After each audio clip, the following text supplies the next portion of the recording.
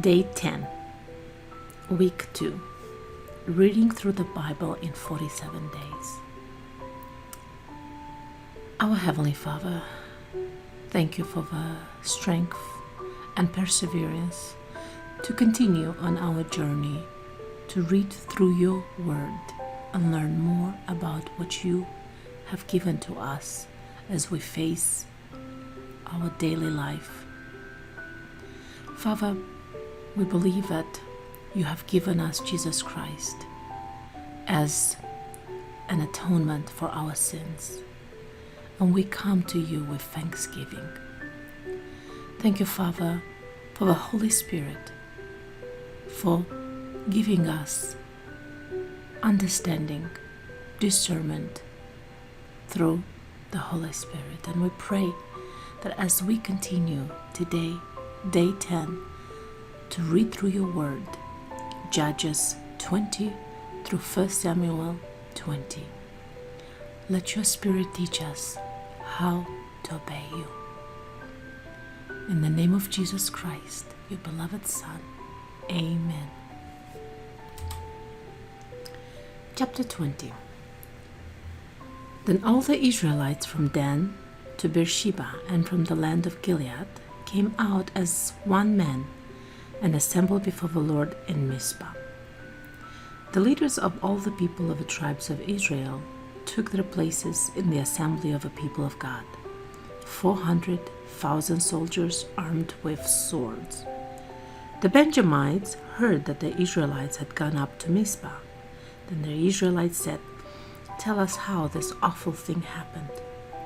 So the Levite, the husband of a murdered woman, said, "I and my concubine came to Gibeah in Benjamin to spend the night. During the night the men of Gibeah came after me and surrounded the house, intending to kill me. They raped my concubine and she died. I took my concubine, cut her into pieces, and sent one piece to each region of Israel's inheritance, because they committed this lewd and disgraceful act in Israel. Now all you Israelites, speak up and give your verdict." All the people rose as one man, saying, "None of us will go home. No, not one of us will return to his house. But now this is what we'll do to Gibeah. We'll go up against it as the lot directs. We'll take 10 men out of every 100 from all the tribes of Israel, and 100 from 1,000, and 1,000 from 10,000 to get provisions for the army. Then when the army arrives at Gibeah in Benjamin, it can give them what they deserve for all this vileness done in Israel." So all the men of Israel got together and united as one man against the city. The tribes of Israel sent men throughout the tribe of Benjamin, saying, "What about this awful crime that was committed among you? Now surrender those wicked men of Gibeah so that we may put them to death and purge the evil from Israel." But the Benjamites would not listen to their fellow Israelites. From their towns they came together at Gibeah to fight against the Israelites. At once the Benjamites mobilized 26,000 swordsmen from their towns, in addition to 700 chosen men from those living in Gibeah. Among all these soldiers there were 700 chosen men who were left-handed, each of whom could sling a stone at a hair and not miss. Israel, apart from Benjamin, mustered 400,000 swordsmen, all of them fighting men. The Israelites went up to Bethel and inquired of God. They said, "Who of us shall go first to fight against the Benjamites?" The Lord replied, "Judah shall go first." The next morning the Israelites got up and pitched camp near Gibeah. The men of Israel went out to fight the Benjamites and took up battle positions against them at Gibeah. The Benjamites came out of Gibeah and cut down 22,000 Israelites on the battlefield that day. But the men of Israel encouraged one another and again took up their positions where they had stationed themselves the first day. The Israelites went up and wept before the Lord until evening, and they inquired of the Lord. They said, "Shall we go up again to battle against the Benjamites, our brothers?" The Lord answered, "Go up against them." Then the Israelites drew near to Benjamin the second day. This time, when the Benjamites came out from Gibeah to oppose them, they cut down another 18,000 Israelites, all of them armed with swords. Then the Israelites, all the people, went up to Bethel, and there they sat weeping before the Lord. They fasted that day until evening and presented burnt offerings and fellowship offerings to the Lord. And the Israelites inquired of the Lord. In those days the ark of the covenant of God was there, with Phinehas, son of Eleazar, the son of Aaron, ministering before it. They asked, "Shall we go up again to battle with Benjamin, our brother, or not?" The Lord responded, "Go, for tomorrow I will give them into your hands." Then Israel set an ambush around Gibeah. They went up against the Benjamites on the third day and took up positions against Gibeah as they had done before. The Benjamites came out to meet them and were drawn away from the city. They began to inflict casualties on the Israelites as before, so that about 30 men fell in the open field and on the roads, the one leading to Bethel and the other to Gibeah. While the Benjamites were saying, "We're defeating them as before," the Israelites were saying, "Let's retreat and draw them away from the city to the roads." All the men of Israel moved from their places and took up positions at Baal Tamar, and the Israelite ambush charged out of its place on the west of Gibeah. Then 10,000 of Israel's finest men made a frontal attack on Gibeah. The fighting was so heavy that the Benjamites did not realize how near disaster was. The Lord defeated Benjamin before Israel, and on that day the Israelites struck down 25,100 Benjamites, all armed with swords. Then the Benjamites saw that they were beaten. Now the men of Israel had given way before Benjamin, because they relied on the ambush they had set near Gibeah. The man who had been in ambush made a sudden dash into Gibeah, spread out, and put the whole city to the sword. The men of Israel had arranged with the ambush that they should send up a great cloud of smoke from the city, and then the men of Israel would turn in the battle. The Benjamites had begun to inflict casualties on the men of Israel, about 30, and they said, "We're defeating them as in the first battle." But when the column of smoke began to rise from the city, the Benjamites turned and saw the smoke of a whole city going up into the sky. Then the men of Israel turned on them, and then the men of Benjamin were terrified because they realized the disaster had come upon them. So they fled before the Israelites in the direction of a desert, but they could not escape the battle. And the men of Israel who came out of the towns cut them down there. They surrounded the Benjamites, chased them, and easily overran them in the vicinity of Gibeah on the east. 18,000 Benjamites fell, all of them valiant fighters. As they turned and fled toward the desert of a rock of Rimmon, the Israelites cut down 5,000 men along the roads. They kept pressing after the Benjamites as far as Gidom, and struck down 2,000 more. On that day, 25,000 Benjamite swordsmen fell, all of them valiant fighters, but 600 men turned and fled into the desert of a rock of Rimmon, where they stayed 4 months. The men of Israel went back to Benjamin and put all the towns to the sword, including the animals and everything else they found. All the towns they came across, they set on fire. Chapter 21. The men of Israel had taken an oath at Mizpah. Not one of us will give his daughter in marriage to a Benjamite. The people went to Bethel, where they sat before God until evening, raising their voices and weeping bitterly. "O Lord, the God of Israel," they cried, "why has this happened to Israel? Why should one tribe be missing from Israel today?" Early the next day, the people built an altar and presented burnt offerings and fellowship offerings. Then the Israelites asked, "Who from all the tribes of Israel has failed to assemble before the Lord?" For they had taken a solemn oath that anyone who failed to assemble before the Lord at Mizpah should certainly be put to death. Now the Israelites grieved for their brothers, the Benjamites. "Today one tribe is cut off from Israel," they said. "How can we provide wives for those who are left, since we have taken an oath by the Lord not to give them any of our daughters in marriage?" Then they asked, "Which one of the tribes of Israel failed to assemble before the Lord at Mizpah?" They discovered that no one from Jadesh Jabesh Gilead had come to the camp for the assembly.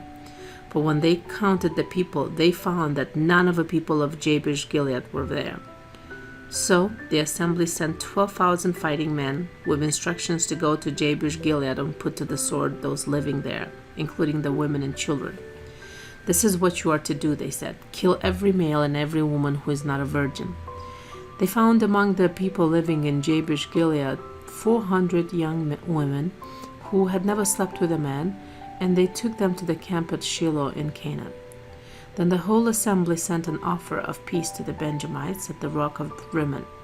So the Benjamites returned at that time and were given the women of Jabesh Gilead who had been spared, but there were not enough for all of them. The people grieved for Benjamin because the Lord had made a gap in the tribes of Israel. And the elders of the assembly said, "With the women of Benjamin destroyed, how shall we provide wives for the men who are left? The Benjamite survivors must have heirs," they said, "so that a tribe of Israel will not be wiped out. We can't give them our daughters as wives, since we Israelites have taken this oath. Cursed be anyone who gives a wife to a Benjamite. But look, there is the annual festival of the Lord in Shiloh, to the north of Bethel, and east of the road that goes from Bethel to Shechem, and to the south of Lebanon." So they instructed the Benjamites, saying, "Go and hide in the vineyard and watch. When the girls of Shiloh come out to join in the dancing, then rush from the vineyards, and each of you seize a wife from the girls of Shiloh, and go to the land of Benjamin. When their fathers or brothers complain to us, we will say to them, 'Do us a kindness by helping them, because we did not get wives for them during the war, and you are innocent, since you did not give your daughters to them.'" So that is what the Benjamites did. While the girls were dancing, each man caught one and carried her off to be his wife. Then they returned to their inheritance and rebuilt the towns and settled in them. At that time, the Israelites left that place and went home to their tribes and clans, each to his own inheritance. In those days, Israel had no king. Everyone did as he saw fit.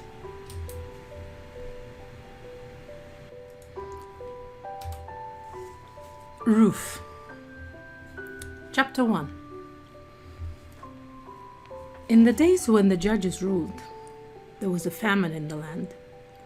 And a man from Bethlehem in Judah, together with his wife and 2 sons, went to live for a while in the country of Moab. The man's name was Elimelech, his wife's name Naomi, and the names of his 2 sons were Mahlon and Chilion. They were Ephrathites from Bethlehem, Judah, and they went to Moab and lived there. Now Elimelech, Naomi's husband, died, and she was left with her 2 sons.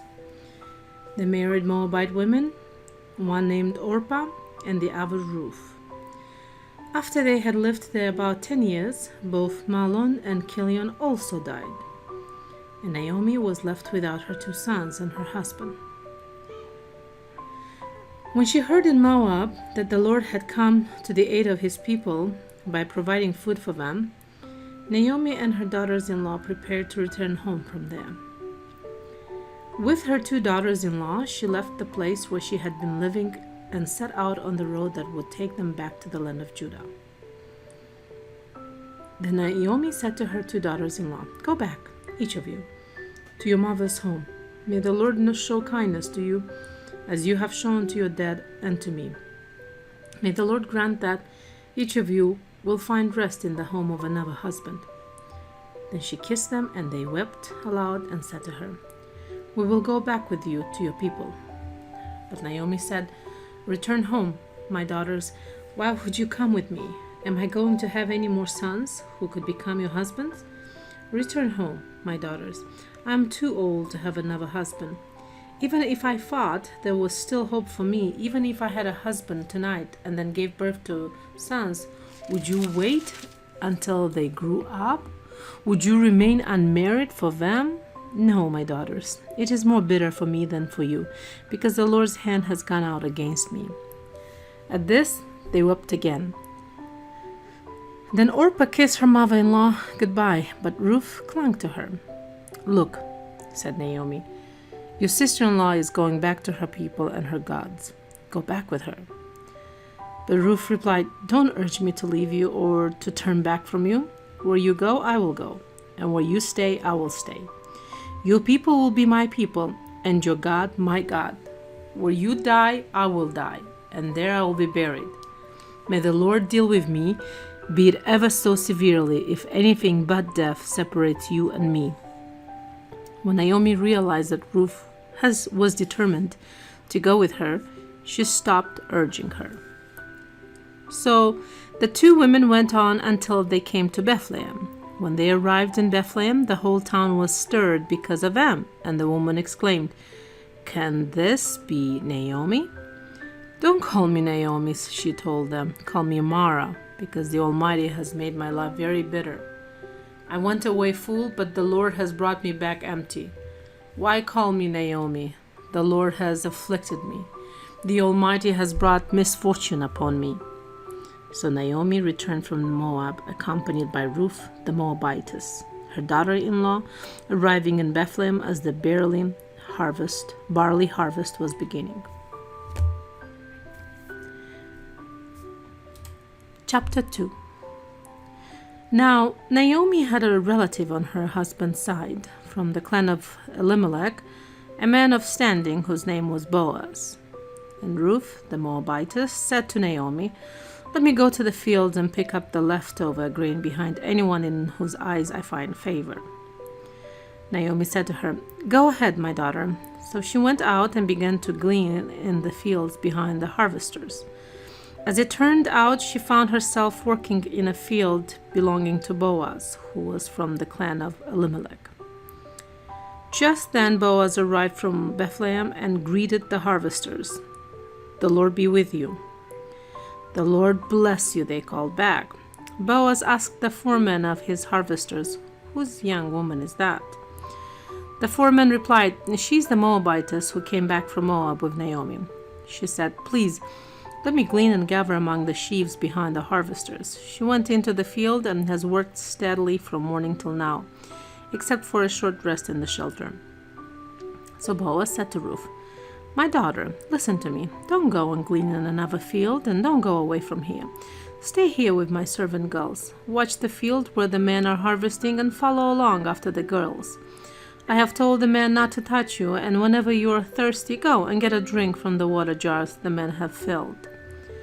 At this, she bowed down with her face to the ground. She exclaimed, "Why have I found such favor in your eyes that you notice me, a foreigner?" Boaz replied, "I've been told all about what you have done for your mother-in-law since the death of your husband, how you left your father and mother and your homeland and came to live with a people you did not know before. May the Lord repay you for what you have done. May you be richly rewarded by the Lord, the God of Israel, under whose wings you have come to take refuge." "May I continue to find favor in your eyes, my lord," she said. "You have given me comfort and have spoken kindly to your servant, though I do not have the standing of one of your servant girls." At mealtime, Boaz said to her, "Come over here, have some bread and dip it in the wine vinegar." When she sat down with the harvesters, he offered her some roasted grain. She ate all she wanted and had some left over. As she got up to glean, Boaz gave orders to his men, "Even if she gathers among the sheaves, don't embarrass her. Rather pull out some stalks for her from the bundles and leave them for her to pick up, and don't rebuke her." So Ruth gleaned in the field until evening. Then she threshed the barley she had gathered, and it amounted to about an ephah. She carried it back to town, and her mother-in-law saw how much she had gathered. Ruth also brought out and gave her what she had left over after she had eaten enough.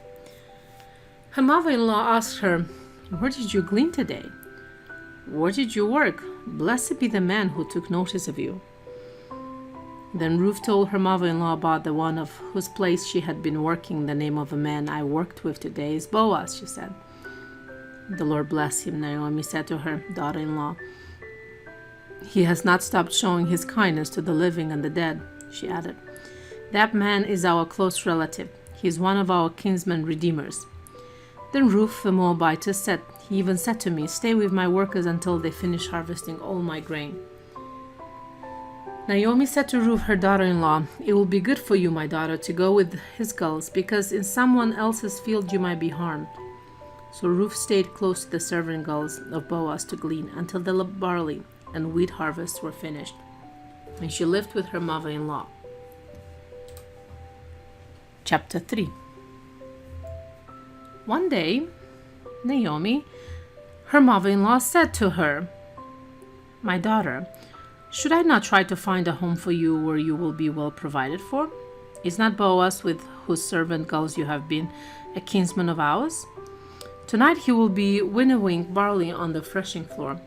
Wash and perfume yourself and put on your best clothes. Then go down to the threshing floor, but don't let him know you are there until he has finished eating and drinking. When he lies down, note the place where he is lying. Then go and uncover his feet and lie down. He will tell you what to do." "I will do whatever you say," Ruth answered. So she went down to the threshing floor and did everything her mother-in-law told her to do. When Boaz had finished eating and drinking and was in good spirits, he went over to lie down at the far end of the grain pile.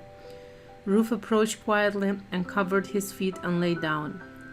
In the middle of the night, something startled the man, and he turned and discovered a woman laying at his feet.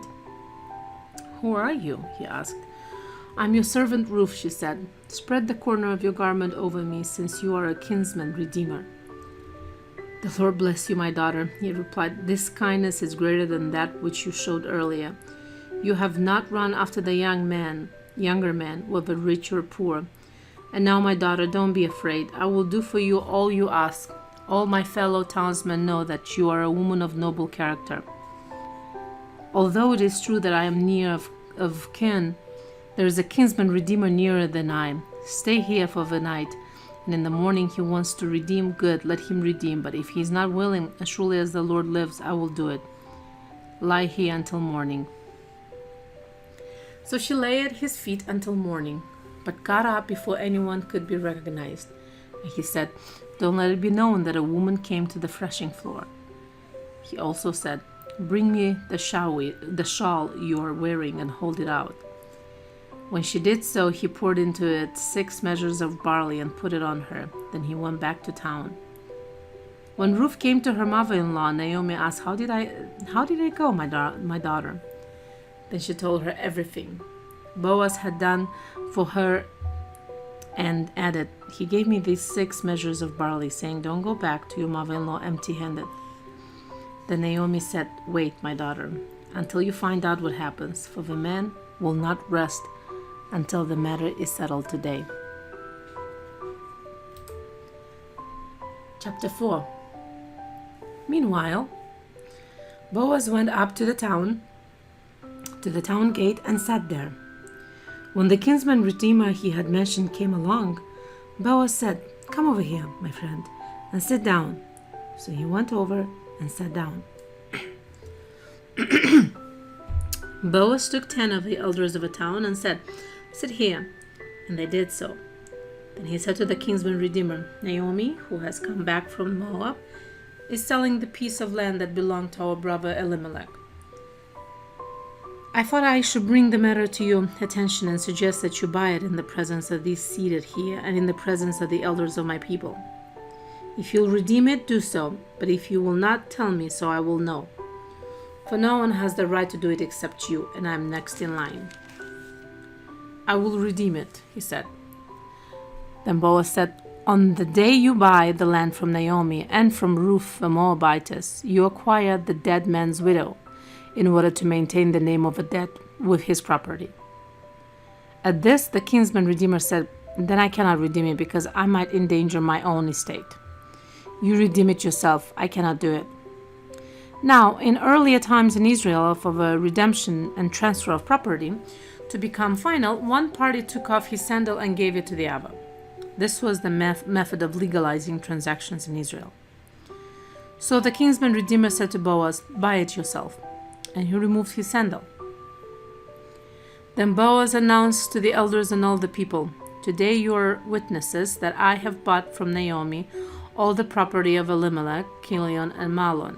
I have also acquired Ruth the Moabitess, Mahlon's widow, as my wife, in order to maintain the name of the dead with his property." so that his name will not disappear from among his family or from the town records. Today you are witnesses." Then the elders and all those at the gate said, "We are witnesses. May the Lord make the woman who is coming into your home like Rachel and Leah, who together build up the house of Israel. May you have standing in Ephrath and be famous in Bethlehem. Through the offspring the Lord gives you by this young woman, may your family be like that of Perez, whom Tamar bore to Judah." So Boaz took Ruth, and she became his wife. Then he went to her, and the Lord enabled her to conceive, and she gave birth to a son. The women said to Naomi, "Praise be to the Lord, who this day has not left you without a kinsman redeemer. May he become famous throughout Israel. He will renew your life and sustain you in your old age. For your daughter-in-law, who loves you and who is better to you than 7 sons, has given him birth." Then Naomi took the child, laid him in her lap, and cared for him. The women living there said, "Naomi has a son," and they named him Obed. He was the father of Jesse, the father of David. This then is the family line of Perez. Perez was the father of Hezron, Hezron the father of Ram, Ram the father of Amminadab, Amminadab the father of Nahshon, Nahshon the father of Salmon, Salmon the father of Boaz, Boaz the father of Obed, Obed the father of Jesse, and Jesse the father of David. The book of 1 Samuel, chapter 1. There was a certain man from Ramathaim, a Zuphite from the hill country of Ephraim, whose name was Elkanah, son of Jeroham, and the son of Elihu, the son of Tohu, the son of Zoph, an Ephraimite. He had 2 wives. One was called Hannah, and the other Peninnah. Peninnah had children, but Hannah had none. Year after year this man went up from his town to worship and sacrifice to the Lord Almighty at Shiloh, where Hophni and Phinehas, the 2 sons of Eli, were priests of the Lord. Whenever the day came for Elkanah to sacrifice, he would give portions of the meat to his wife, Peninnah, and to all her sons and daughters. But to Hannah he gave a double portion because he loved her, and the Lord had closed her womb.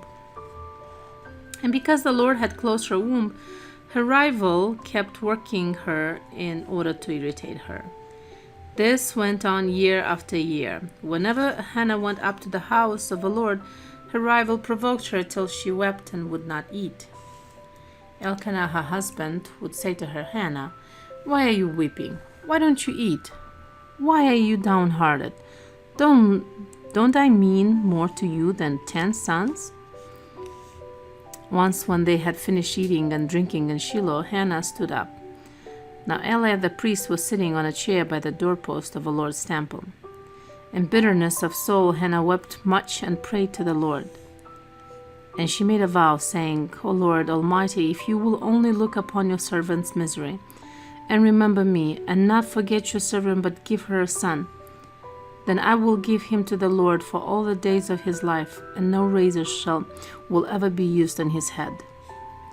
As she kept on praying to the Lord, Eli observed her mouth. Hannah was praying in her heart, and her lips were moving, but her voice was not heard. Eli thought she was drunk, and said to her, "How long will you keep on getting drunk? Get rid of your wine." "Not so, my lord," Hannah replied. "I am a woman who is deeply troubled. I have not been drinking wine or beer. I was pouring out my soul to the Lord. Do not take your servant for a wicked woman. I have been praying here out of my great anguish and grief." Eli answered, "Go in peace, and may the God of Israel grant you what you have asked of him." She said, "May your servant find favor in your eyes." Then she went her way and ate something, and her face was no longer downcast. Early the next morning they arose and worshipped before the Lord, and then went back to their home at Ramah. Elkanah lay with Hannah, his wife, and the Lord remembered her. So in the course of time Hannah conceived and gave birth to a son. She named him Samuel, saying, "Because I asked the Lord for him." When the man Elkanah went up with all his family to offer the annual sacrifice to the Lord and to fulfill his vow, Hannah did not go. She said to her husband, "After the boy is weaned, I will take him and present him before the Lord, and he will live there always." "Do what seems best to you," Elkanah, her husband, told her. "Stay here until you have weaned him. Only may the Lord make good his word." So the woman stayed at home and nursed her son until she had weaned him. After he was weaned, she took the boy with her, young as he was, along with the 3-year-old bull, an ephah of flour, and a skin of wine, and brought him to the house of the Lord at Shiloh. When they had slaughtered the bull, they brought the boy to Eli. And she said to him, "As surely as you live, my lord, I am the woman who stood here beside you praying to the Lord. I prayed for this child, and the Lord has granted me what I asked of him. So now I give him to the Lord. For his whole life he will be given over to the Lord." And he worshipped the Lord there. Chapter 2. Then Hannah prayed and said, "My heart rejoices in the Lord. In the Lord my horn is lifted high. My mouth boasts over my enemies, for I delight in your deliverance. There's no one holy like the Lord. There's no one besides you. There is no rock like our God. Do not keep talking so proudly, or let your mouth speak such arrogance, for the Lord is a God who knows, and by him deeds are weighed. The bows of the warriors are broken, but those who stumbled are armed with strength. Those who were full hire themselves out for food, but those who were hungry hunger no more. She who was barren has borne 7 children, but she who has had many sons pines away. The Lord brings death and makes alive. He brings down to the grave and raises up. The Lord sends poverty and wealth. He humbles and he exalts. He raises the poor from the dust and lifts the needy from the ash heap. He sits them with princes and has them inherit a throne of honor. For the foundations of the earth are the Lord's. Upon them he has set the world. He will guard the feet of his saints, but the wicked will be silenced in darkness. It is not by strength that one prevails. Those who oppose the Lord will be shattered. He will thunder against them from heaven. The Lord will judge the ends of the earth. He will give strength to his king and exalt the horn of his anointed. Then Elkanah went home to Ramah, but the boy ministered before the Lord until Eli the priest. Under Eli the priest. Eli's sons were wicked men. They had no regard for the Lord. Now it was the practice of the priest with the people that whenever anyone offered a sacrifice, and while the meat was being boiled, the servant of the priest would come with a 3-pronged fork in his hand. He would plunge it into the pan or kettle or cauldron or pot, and the priest would take for himself whatever the fork brought up. This is how they treated all the Israelites who came to Shiloh. But even before the fat was burned, the servant of a priest would come and say to the man who was sacrificing, "Give the priest some meat to roast. He won't accept boiled meat from you, but only raw." If a man said to him, "Let the fat be burned up first and then take whatever you want," the servant would then answer, "No, hand it over now. If you don't, I'll take it by force." This sin of a young man was very great in the Lord's sight, for they were treating the Lord's offering with contempt. But Samuel was ministering before the Lord, a boy, wearing a linen ephod. Each year his mother made him a little robe and took it to him when she went up with her husband to offer the annual sacrifice. Eli would bless Elkanah and his wife, saying, "May the Lord give you children by this woman to take the place of the one she prayed for and gave to the Lord." Then they would go home, and the Lord was gracious to Hannah. She conceived and gave birth to 3 sons and 2 daughters. Meanwhile, the boy Samuel grew up in the presence of the Lord. Now Eli, who was very old, heard about everything his sons were doing to all Israel, and how they slept with the women who served at the entrance to the tent of meeting. So he said to them, "Why do you do such things? I hear from all the people about these wicked deeds of yours. No, my sons, it is not a good report that I hear spreading among the Lord's people. If a man sins against another man, God may mediate for him. But if a man sins against the Lord, who will intercede for him?" His sons, however, did not listen to their father's rebuke, for it was the Lord's will to put them to death. And the boy Samuel continued to grow in the stature and in favor with the Lord and with men. Now a man of God came to Eli and said to him, "This is what the Lord says. Did I not clearly reveal myself to your father's house when they were in Egypt under Pharaoh? I chose your father out of all the tribes of Israel to be my priest, to go up to my altar to burn incense and to wear an ephod in my presence. I also gave your father's house all the offerings made with fire by the Israelites. Why do you scorn my sacrifice and offering that I prescribed for my dwelling? Why do you honor your sons more than me by fattening yourselves on the choice parts of every offering made by my people Israel? Therefore the Lord, the God of Israel, declares, I promised that your house and your father's house would minister before me forever, but now, the Lord declares, far be it from me. Those who honor me I will honor, but those who despise me will be disdained. The time is coming when I will cut short your strength and the strength of your father's house, so that there will not be an old man in your family line, and you will see distress in my dwelling. Although good will be done to Israel in your family line, there will never be an old man. Every one of you that I do not cut off from my altar will be spared only to blind your eyes with tears and to grieve your heart, and all your descendants will die in the prime of life. And what happens to your two sons, Hophni and Phinehas, will be assigned to you. They will both die on the same day.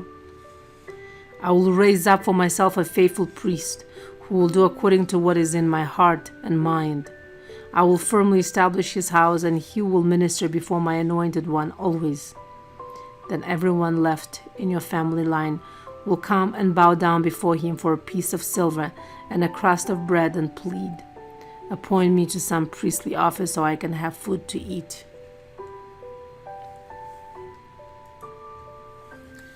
Chapter 3. The boy Samuel ministered before the Lord under Eli. In those days the word of the Lord was rare. There were not many visions. One night Eli, whose eyes were becoming so weak that he could barely see, was laying down in his usual place. The lamp of God had not yet gone out, and Samuel was laying down in the temple of the Lord, where the ark of God was. Then the Lord called Samuel. Samuel answered, "Here I am." And he ran to Eli and said, "Here I am. You called me?"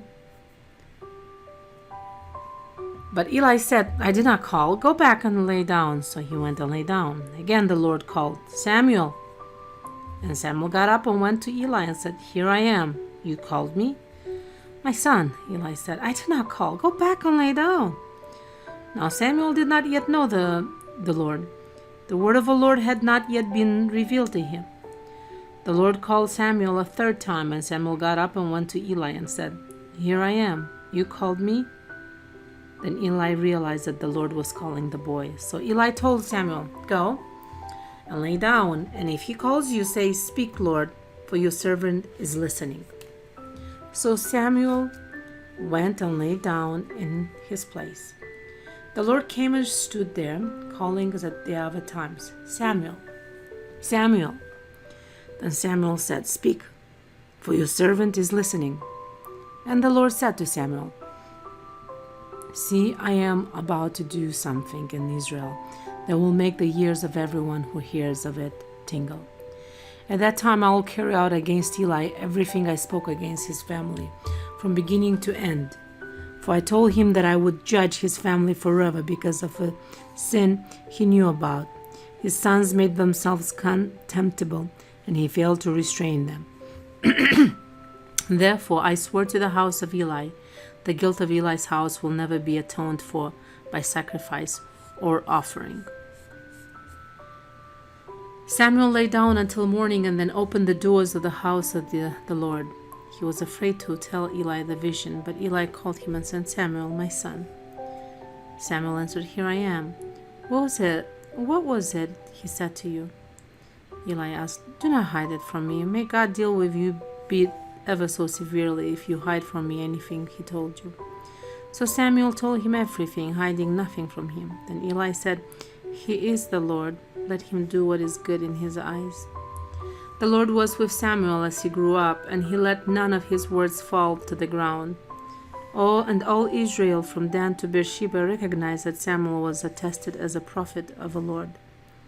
The Lord continued to appear at Shiloh, and there he revealed himself to Samuel through his word. And Samuel's word came to all Israel. Chapter 4. Now the Israelites went out to fight against the Philistines. The Israelites camped at Ebenezer and the Philistines at Aphek.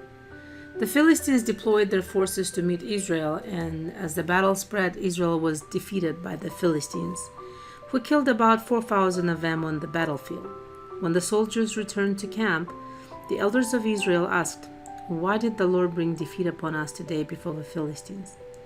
Let us bring the ark of the Lord covenant from Shiloh, so that it may go with us and save us from the hand of our enemies." So the people sent men to Shiloh, and they brought back the ark of the covenant of the Lord Almighty, who is enthroned between the cherubim.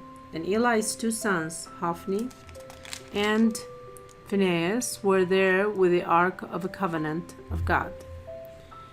When the ark of the Lord's covenant came into the camp, all Israel raised such a great shout that the ground shook. Hearing the uproar, the Philistines asked, "What's all this shouting in the Hebrew camp?" When they learned that the ark of the Lord had come into the camp, the Philistines were afraid. "A God has come into the camp," they said. "We are in trouble. Nothing like this has happened before. Woe to us! Who will deliver us from the hand of these mighty gods? They are the gods who struck the Egyptians with all kinds of plagues in the desert. Be strong, Philistines, be men, or you will be subject to the Hebrews, as they have been to you. Be men and fight." So the Philistines fought, and the Israelites were defeated, and every man fled to his tent. The slaughter was very great. Israel lost 30,000 foot soldiers. The ark of God was captured, and Eli's 2 sons, Hophni and Phinehas, died. That same day, a Benjamite ran from the battle line and went to Shiloh, his clothes torn and dust on his head. When he arrived, there was Eli sitting on his chair by the side of a road, watching because his heart feared for the ark of God. When the men entered the town and told what had happened, the whole town sent up a cry. Eli heard the outcry and asked, "What is the meaning of this uproar?" The men hurried over to Eli, who was 98 years old, and whose eyes were set so that he could not see. He told Eli, "I have just come from the battle line. I fled from it this very day." Eli asked, "What happened, my son?" The men who brought the news replied, Israel fled before the Philistines, and the army has suffered heavy losses. Also, your two sons, Hophni and Phinehas, are dead, and the ark of God has been captured." When he mentioned the ark of God, Eli fell backward off his chair by the side of a gate. His neck was broken and he died, for he was an old man and heavy. He had led Israel 40 years. His daughter-in-law, the wife of Phinehas, was pregnant and near the time of delivery. When she heard the news that the ark of God had been captured and that her father-in-law and her husband were dead, she went into labor and gave birth, but was overcome by her labor pains. As she was dying, the women attending her said, "Don't despair, you have given birth to a son." But she did not respond or pay any attention. She named the boy Ichabod, saying, "The glory has departed from Israel," because of the capture of the ark of God and the deaths of her father-in-law and her husband. She said, "The glory has departed from Israel, for the ark of God has been captured." Chapter 5. After the Philistines had captured the ark of God, they took it from Ebenezer to Ashdod. Then they carried the ark into Dagon's temple and set it beside Dagon. When the people of Ashdod rose early the next day, there was Dagon, fallen on his face on the ground before the ark of the Lord. They took Dagon and put him back in his place, but the following morning, when they rose, there was Dagon fallen on his face on the ground before the ark of the Lord. His head and hands had been broken off and were lying on the threshold, only his body remained. That is why to this day neither the priests of Dagon nor any of us who enter Dagon's temple at Ashdod step on the threshold. The Lord's hand was heavy upon the people of Ashdod and its vicinity. He brought devastation upon them and afflicted them with tumors. When the men of Ashdod saw what was happening, they said, "The ark of the God of Israel must not stay here with us, because his hand is heavy upon us and upon Dagon our God." So they called together all the rulers of the Philistines and asked them, "What shall we do with the ark of the God of Israel?" They answered, "Have the ark of the God of Israel moved to Gath." So they moved the ark of the God of Israel. But after they had moved it, the Lord's hand was against that city, throwing it into a great panic. He afflicted the people of the city, both young and old, with an outbreak of tumors. So they sent the ark of God to Ekron. As the ark of God was entering Ekron, the people of Ekron cried out, "They have brought the ark of the God of Israel around us to kill us and our people." So they called together all the rulers of the Philistines and said, "Send the ark of the God of Israel away. Let it go back to its own place, or it will kill us and our people." For death had filled the city with panic. God's hand was very heavy upon it. Those who did not die were afflicted with tumors, and the outcry of the city went up to heaven. Chapter 6. When the ark of the Lord had been in Philistine territory 7 months, the Philistines called for the priests and the diviners and said, "What shall we do with the ark of the Lord? Tell us how we should send it back to its place."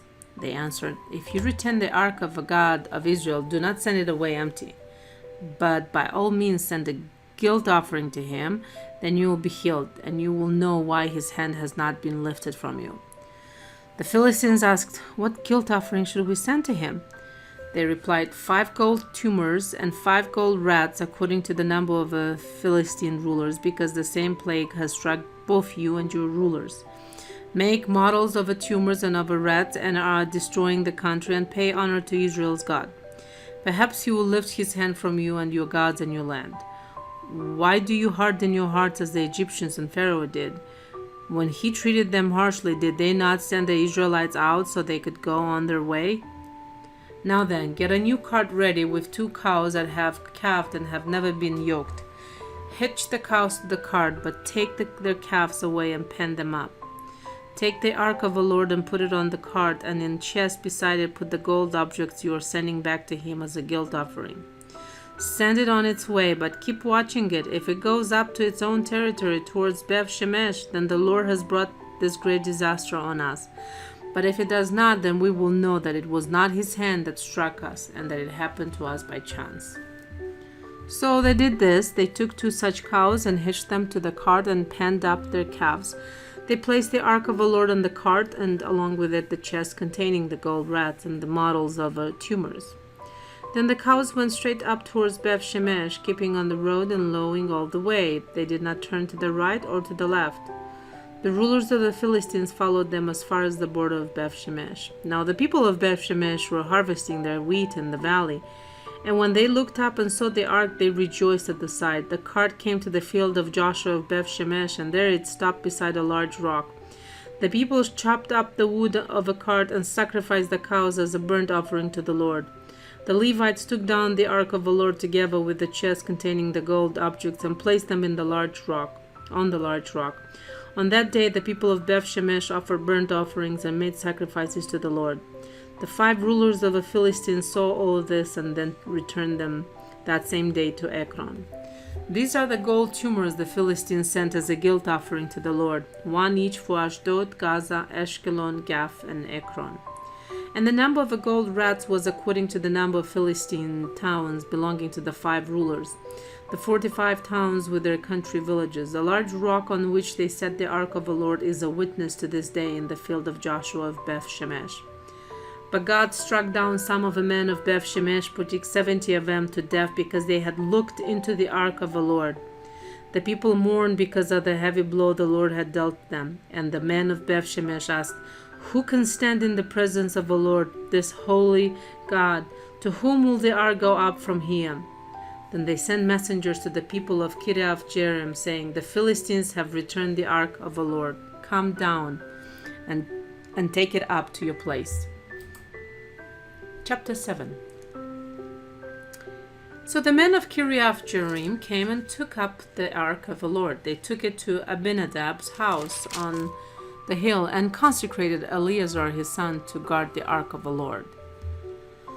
It was a long time, 20 years in all, that the ark remained at Kiriath-Jearim, and all the people of Israel mourned and sought after the Lord.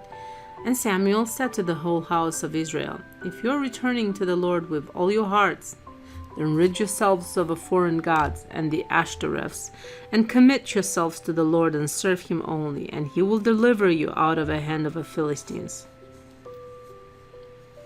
So the Israelites put away their Baals and Ashtoreths and served the Lord only. Then Samuel said, "Assemble all Israel at Mizpah, and I will intercede with the Lord for you." When they had assembled at Mizpah, they drew water and poured it out before the Lord. On that day they fasted, and there they confessed, "We have sinned against the Lord." And Samuel was leader of Israel at Mizpah.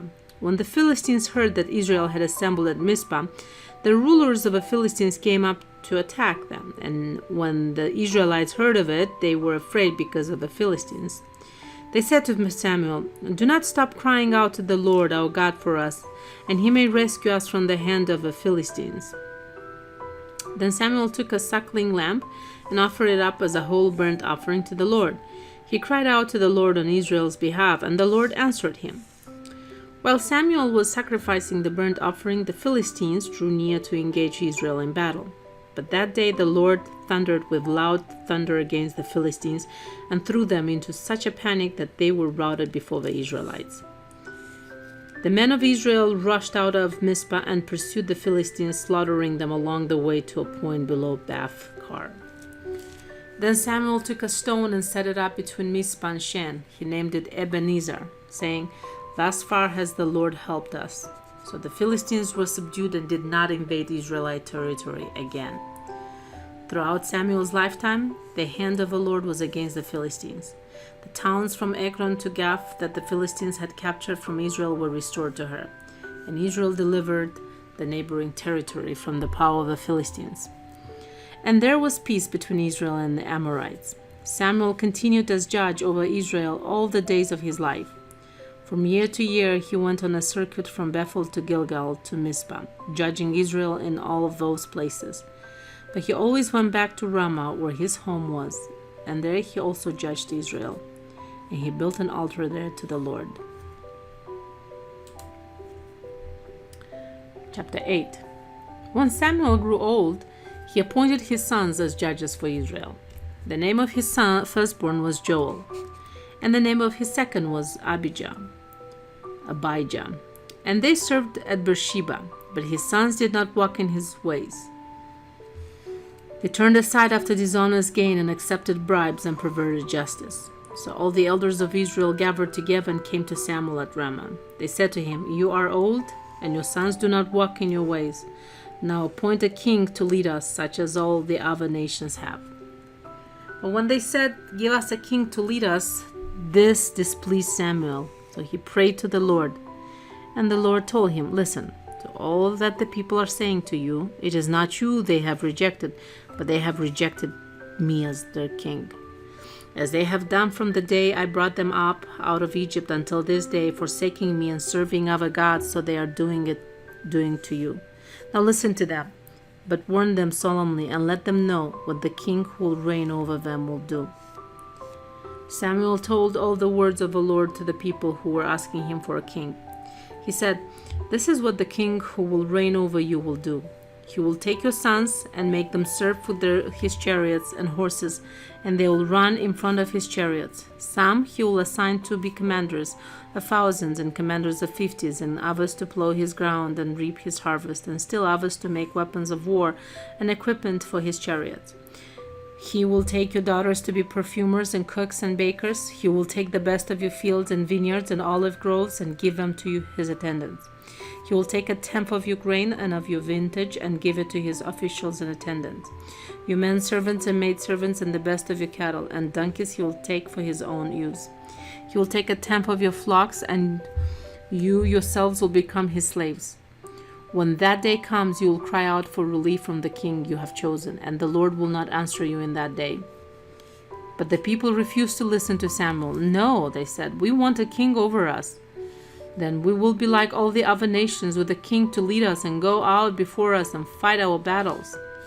When Samuel heard all that the people said, he repeated it before the Lord. The Lord answered, "Listen to them and give them a king."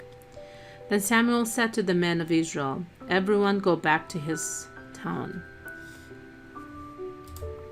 Chapter 9. There was a Benjamite, a man of standing, whose name was Kish, son of Abiel, the son of Zeror, the son of Bechorath, the son of Aphiah of Benjamin. He had a son named Saul, an impressive young man without equal among the Israelites, a head taller than any of the others.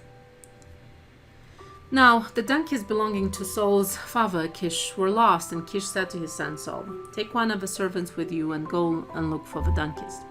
So he passed through the hill country of Ephraim and through the area around Shalisha, but they did not find them. They went on into the district of Shaalim, but the donkeys were not there. Then he passed through the territory of Benjamin, but they did not find them. When they reached the district of Zuph, Saul said to the servant who was with him, "Come, let's go back, or my father will stop thinking about the donkeys and start worrying about us."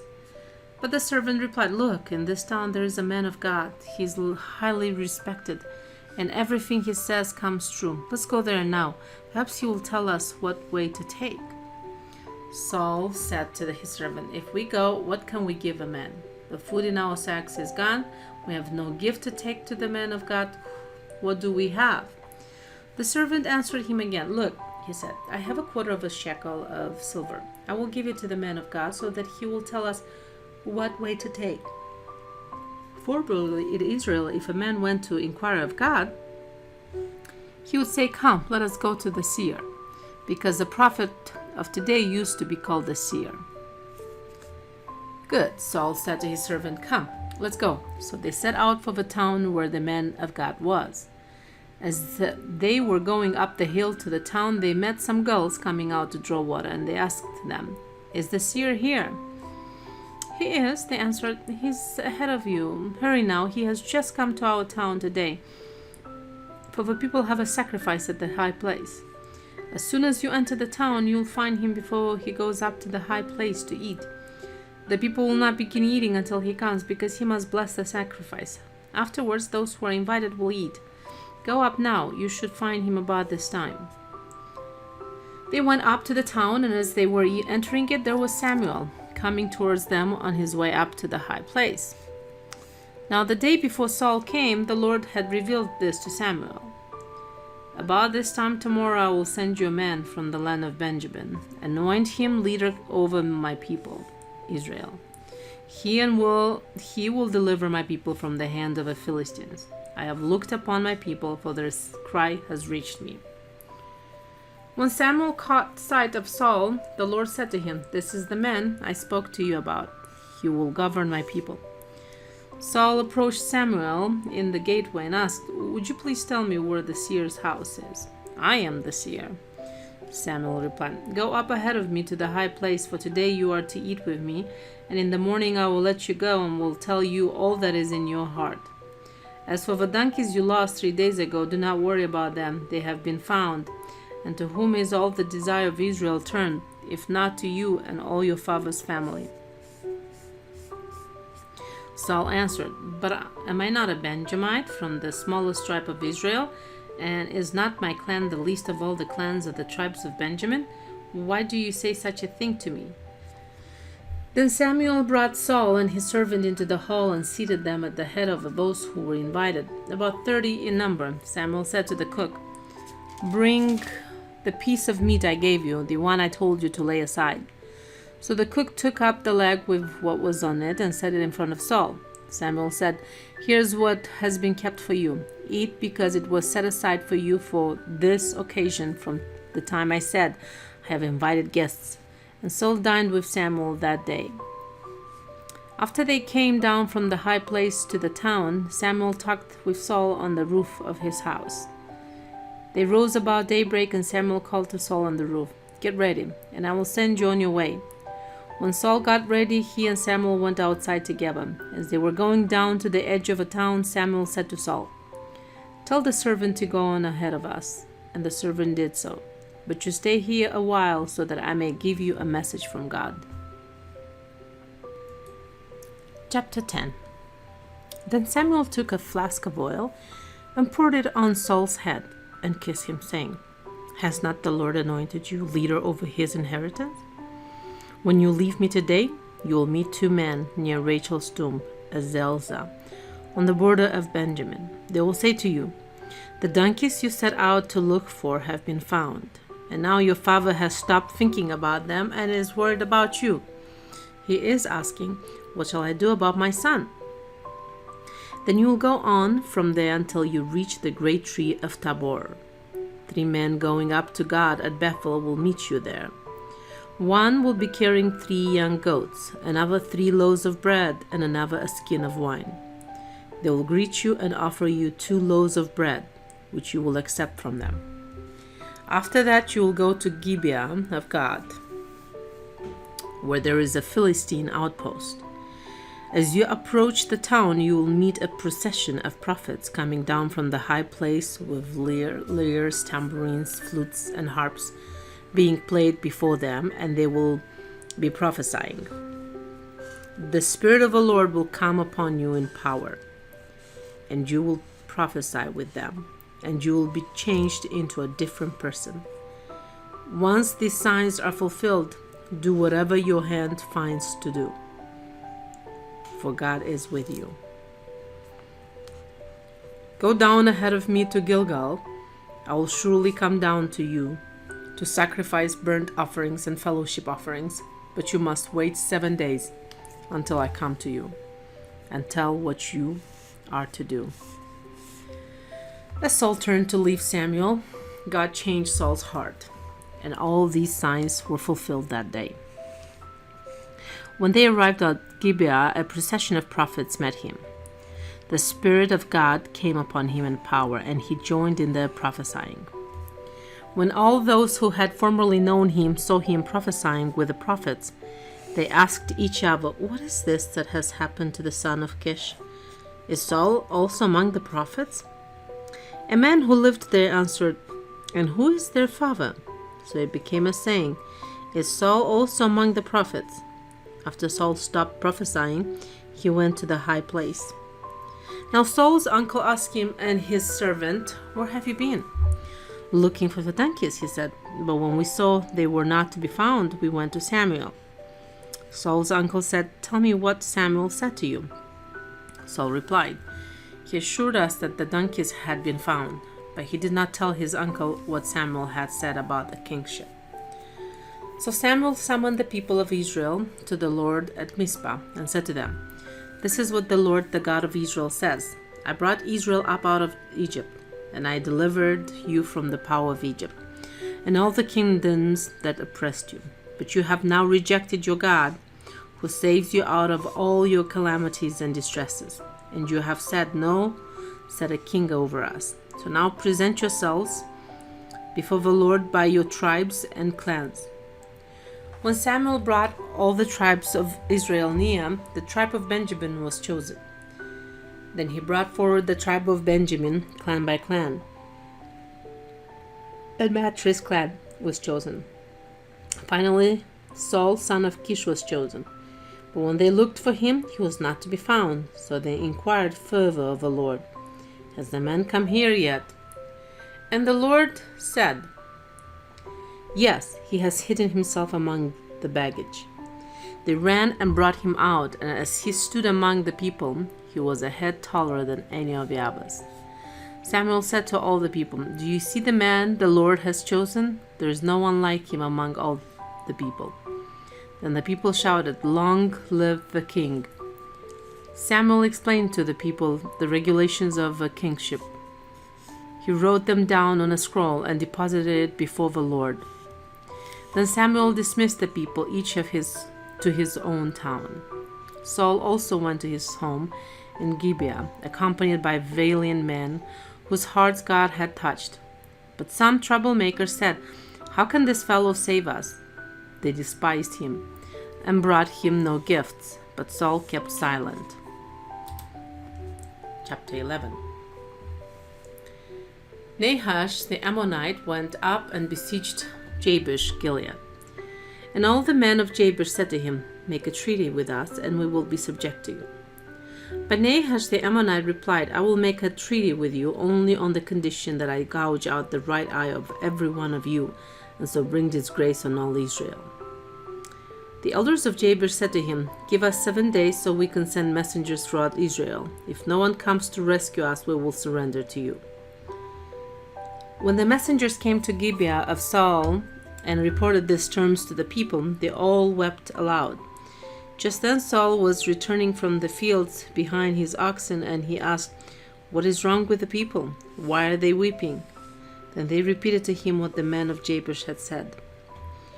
When Saul heard their words, the Spirit of God came upon him in power, and he burned with anger. He took a pair of oxen, cut them into pieces, and sent the pieces by messengers throughout Israel, proclaiming, "This is what will be done to the oxen of anyone who does not follow Saul and Samuel."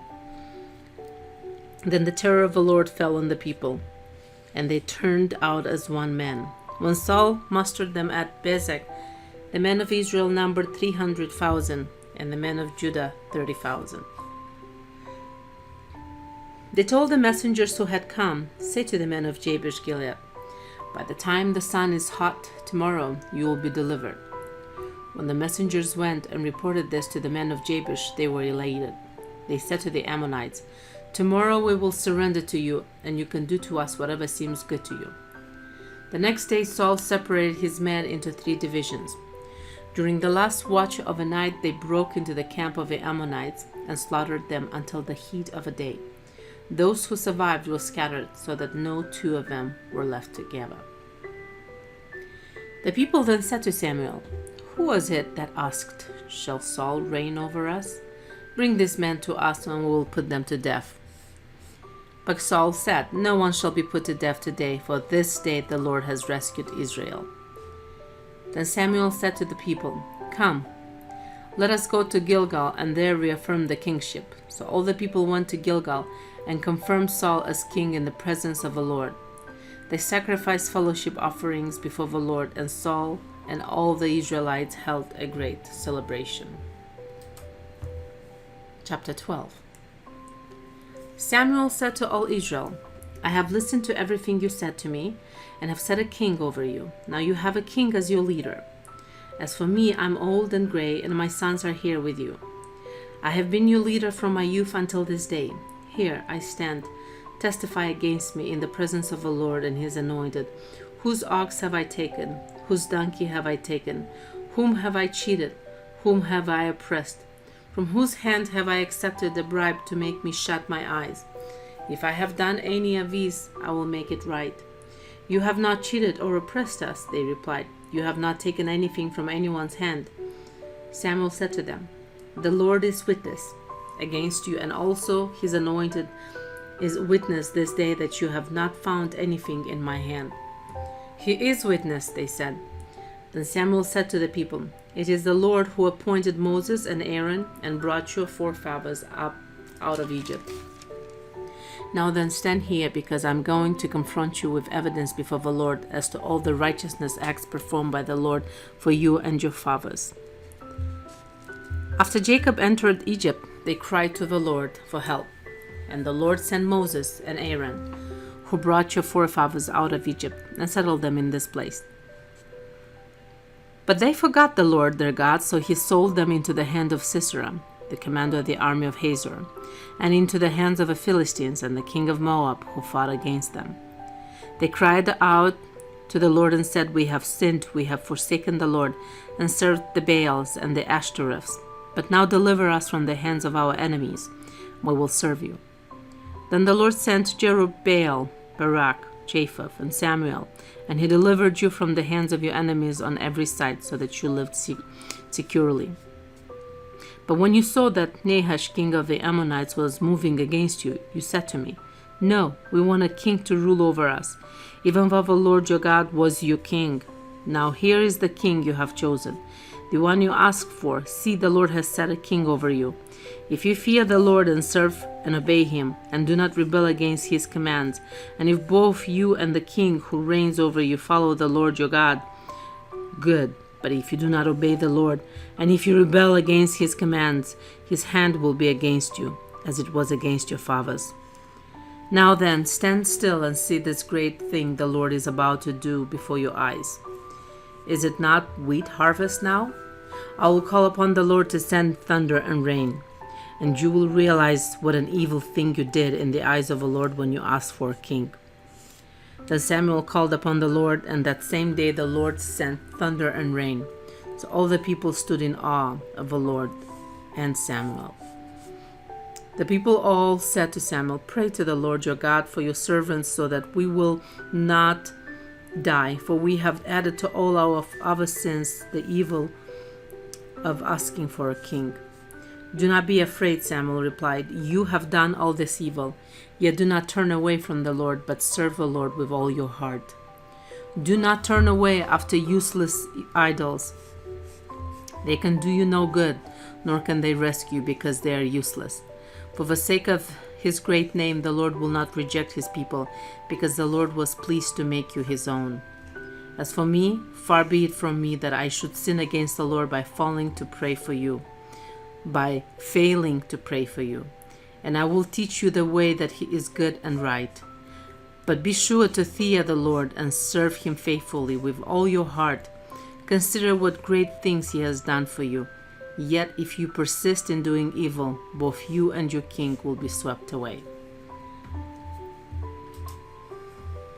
Chapter 13. Saul was 30 years old when he became king, and he reigned over Israel 42 years. Saul chose 3,000 men from Israel. 2,000 were with him at Michmash and in the hill country of Bethel, and 1,000 were with Jonathan at Gibeah in Benjamin. The rest of the men he sent back to their homes. Jonathan attacked the Philistine outpost at Gibeah, and the Philistines heard about it. Then Saul had the trumpet blown throughout the land and said, "Let the Hebrews hear." So all Israel heard the news. Saul has attacked the Philistine outpost, and now Israel has become a stench to the Philistines. And the people were summoned to join Saul at Gilgal. The Philistines assembled to fight Israel with 3,000 chariots, 6,000 charioteers, and soldiers as numerous as the sand on the seashore. They went up and camped at Michmash, east of Beth-aven. When the men of Israel saw that their situation was critical and that their army was hard pressed, they hid in caves and thickets, among the rocks and in pits and cisterns. Some Hebrews even crossed the Jordan to the land of Gad and Gilead. Saul remained at Gilgal, and all the troops with him were quaking with fear. He waited 7 days, the time set by Samuel, but Samuel did not come to Gilgal, and Saul's men began to scatter. So he said, "Bring me the burnt offering and the fellowship offerings." And Saul offered up the burnt offering. Just as he finished making the offering, Samuel arrived, and Saul went out to greet him. "What have you done?" asked Samuel.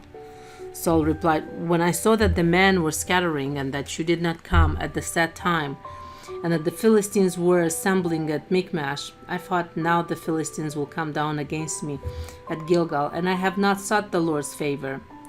So I felt compelled to offer the burnt offering." "You acted foolishly," Samuel said. "You have not kept the command the Lord your God gave you. If you had, he would have established your kingdom over Israel for all time. But now your kingdom will not endure. The Lord has sought out a man after his own heart and appointed him leader of his people, because you have not kept the Lord's command." Then Samuel left Gilgal and went up to Gibeah in Benjamin, and Saul counted the men who were with him. They numbered about 600. Saul and his son Jonathan and the men with them were staying in Gibeah and Benjamin, while the Philistines camped at Michmash.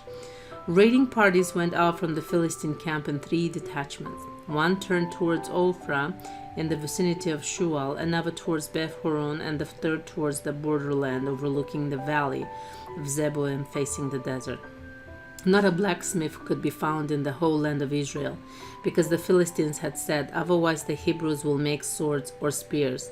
So all Israel went down to the Philistines to have their plowshares, mattocks, axes, and sickles sharpened. The price was 2/3 of a shekel for sharpening plowshares and mattocks, and 1/3 of a shekel for sharpening forks and axes, and for repointing goads. So on the day of a battle, not a soldier with Saul and Jonathan had a sword or spear in his hand. Only Saul and his son Jonathan had them. Chapter 14. Now, a detachment of Philistines had gone out to the pass at Michmash. One day, Jonathan, son of Saul, said to the young man bearing his armor, "Come, let's go over to the Philistine outpost on the other side." But he did not tell his father. Saul was staying on the outskirts of Gibeon under a pomegranate tree in Migron. With him were about 600 men, among whom was Ahijah, who was wearing an ephod. He was the son of Ichabod's brother, Ahitub, son of Phinehas, the son of Eli, the Lord's priest in Shiloh. No one was aware that Jonathan had left. On each side of the pass that Jonathan intended to cross to reach the Philistine outpost was a cliff. One was called Bozez and the other Seneh. One cliff stood to the north towards Michmash and the other to the south towards Geba. Jonathan said to his young armor-bearer, "Come, let's go over to the outpost of those uncircumcised fellows. Perhaps the Lord will act in our behalf. Nothing can hinder the Lord from saving, whether by many or by few." "So do all that you have in mind," his armor-bearer said. "Go ahead. I'm with you, heart and soul." Jonathan said, "Come, then we will cross over towards the men and let them see us. If they say to us, 'Wait there until we come to you,' we will stay there where we are and not go up to them. But if they say, 'Come up to us,' we will climb up, because that will be our sign that the Lord has given them into our hands." So both of them showed themselves to the Philistine outpost. "Look," said the Philistines, "the Hebrews are crawling out of a holes they were hiding in." The men of the outpost shouted to Jonathan and his armor-bearer, "Come up to us and we will teach you a lesson." So Jonathan said to his armor-bearer, "Climb up after me. The Lord has given them into the hand of Israel." Jonathan climbed up, using his hands and feet, with his armor-bearer right behind him. The Philistines fell before Jonathan, and his armor-bearer followed and killed behind him. In that first attack, Jonathan and his armor-bearer killed some 20 men in an area of about half an acre.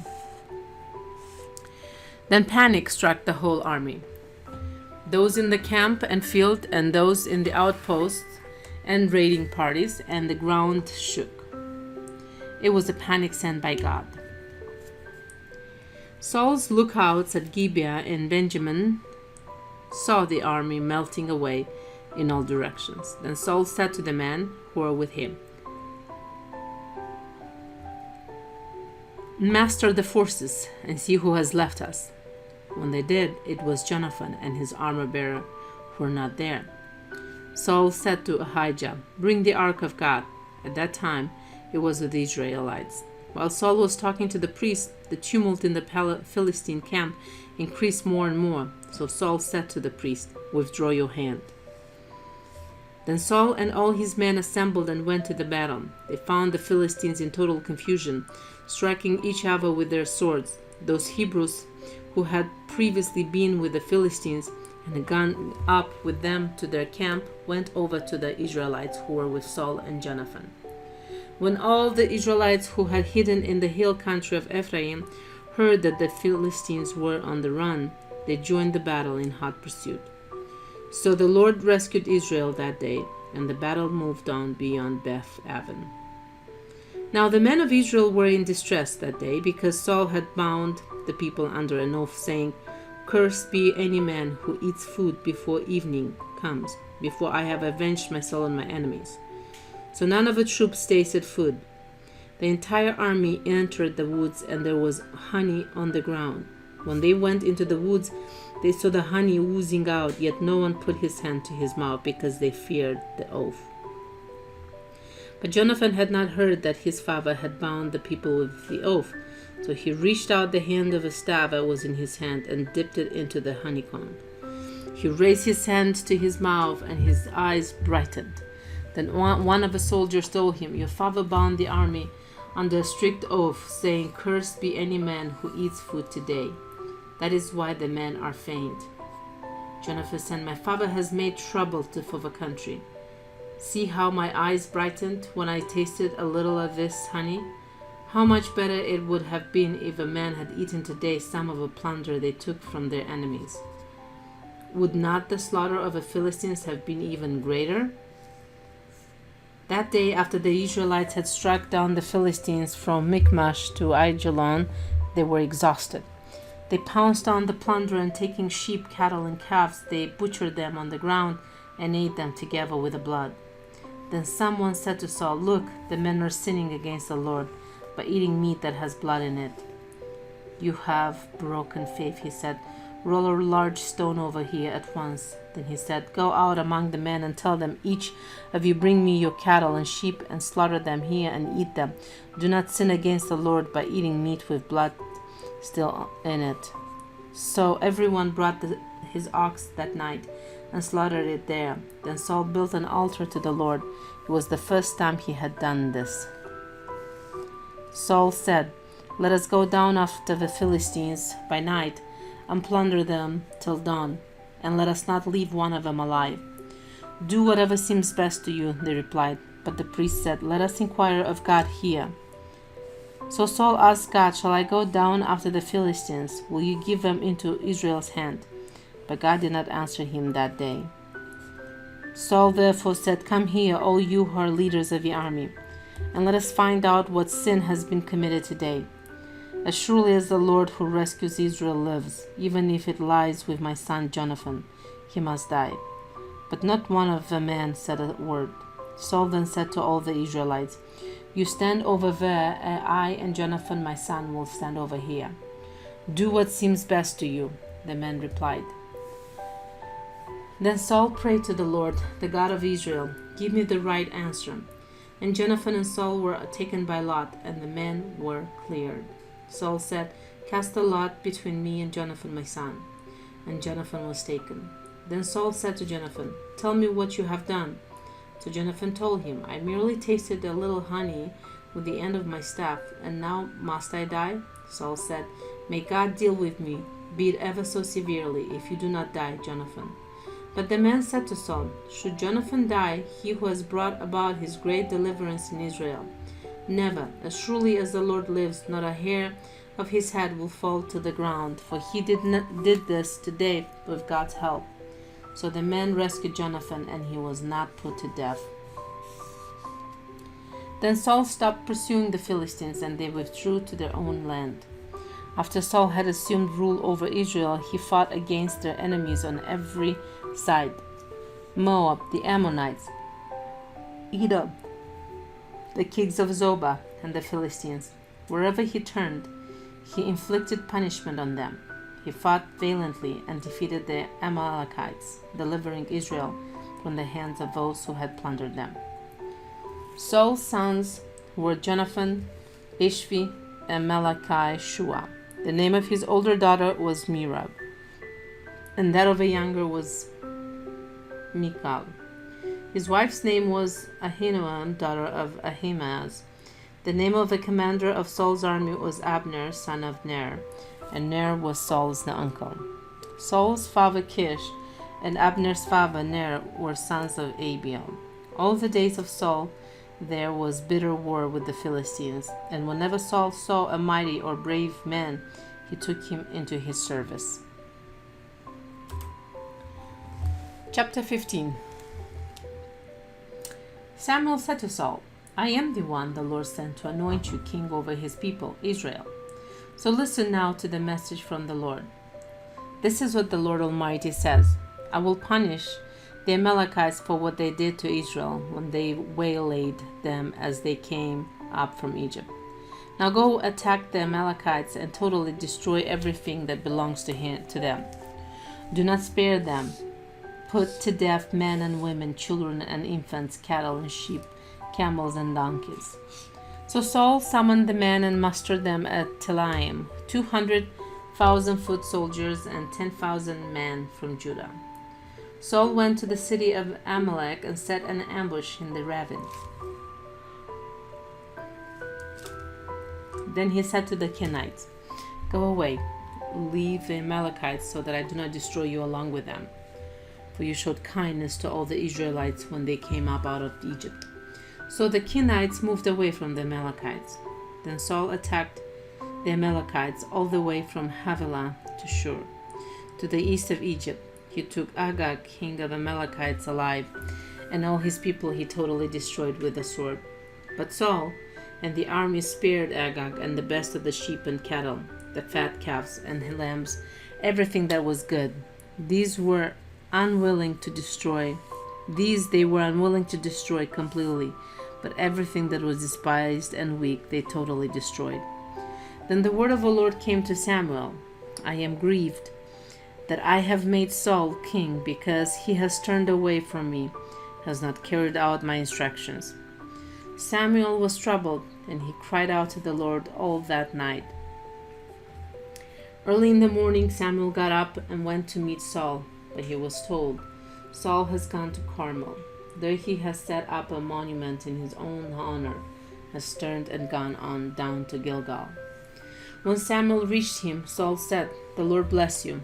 I have cried out the Lord's instructions." But Samuel said, "What then is this bleating of sheep in my ears? What is this lowing of cattle that I hear?" Saul answered, "The soldiers brought them from the Amalekites. They spared the best of the sheep and cattle to sacrifice to the Lord your God, but we totally destroyed the rest." "Stop," Samuel said to Saul.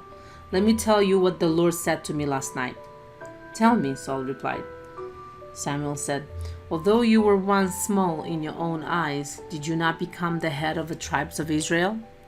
The Lord anointed you king over Israel, and he sent you on a mission, saying, 'Go and completely destroy those wicked people, the Amalekites. Make war on them until you have wiped them out.' Why did you not obey the Lord? Why did you pounce on the plunder and do evil in the eyes of the Lord?" "But I did obey the Lord," Saul said. "I went on the mission the Lord assigned me. I completely destroyed the Amalekites and brought back Agag their king.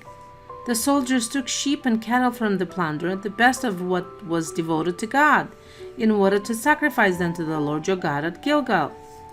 But Samuel replied, "Does the Lord delight in burnt offerings and sacrifices as much as in obeying the voice of the Lord? To obey is better than sacrifice, and to heed is better than the fat of rams. For rebellion is like the sin of divination, and arrogance like the evil of idolatry. Because you have rejected the word of the Lord, he has rejected you as king." Then Saul said to Samuel, "I have sinned. I violated the Lord's command and your instructions. I was afraid of a people, and so I gave in to them. Now I beg you, forgive my sin and come back with me, so that I may worship the Lord." But Samuel said to him, "I will not go back with you. You have rejected the word of the Lord, and the Lord has rejected you as king over Israel." As Samuel turned to leave, Saul caught hold of a hem of his robe, and it tore. Samuel said to him, "The Lord has torn the kingdom of Israel from you today, and has given it to one of your neighbors, to one better than you. He who is the glory of Israel does not lie or change his mind, for he is not a man, that he should change his mind." Saul replied, "I have sinned, but please honor me before the elders of my people and before Israel. Come back with me, so that I may worship the Lord your God." So Samuel went back with Saul, and Saul worshipped the Lord. Then Samuel said, "Bring me Agag, king of the Amalekites." Agag came to him confidently, thinking, "Surely the bitterness of death is past." But Samuel said, "As your sword has made women childless, so will your mother be childless among women. And Samuel put Agag to death before the Lord at Gilgal. Then Samuel left for Ramah, but Saul went up to his home in Gibeah of Saul. Until the day Samuel died, he did not go to see Saul again, though Samuel mourned for him. And the Lord was grieved that he had made Saul king over Israel.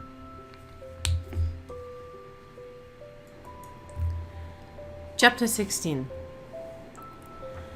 The Lord said to Samuel, "How long will you mourn for Saul, since I have rejected him as king over Israel? Fill your horn with oil and be on your way. I am sending you to Jesse of Bethlehem. I have chosen one of his sons to be king."